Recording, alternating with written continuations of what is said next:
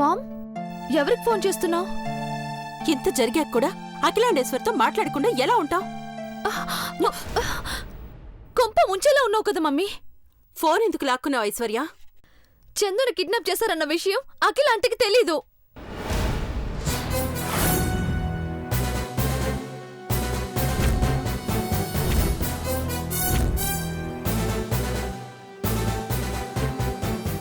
ఏం మాట్లాడుతున్నావు ఐశ్వర్య?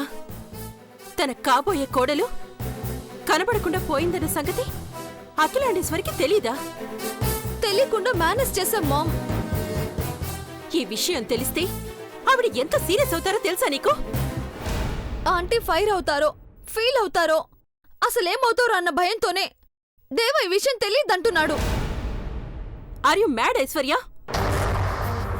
ఎల్లుండి పెళ్లి పెట్టుకొని పెళ్లి కూతురు మాయమైందంటే అది అఖిలాండేశ్వరికి తెలీదంటే, oh my God, you are making a mistake Aishwarya. నా మాట విని చెప్పేసేయండి. మామ్ ప్లీజ్ అర్థం చేసుకో. 2 గంటలు ఓపిక పడితే ఎలాగైనా దేవ చందుని ఇంటికి తీసుకొస్తాడు. సేఫ్ గా వచ్చాక తెలిసిన ఆంటీ సిచ్యువేషన్ అర్థం చేసుకుంటారు. ఒకవేళ జరగరంది ఏదైనా జరిగితే? దయచేసి అలా అనకు మామ్. చందు నీ కూతురు అన్నావు, నాకు అక్క అన్నావు. అలాంటిది నువ్వే ఇలా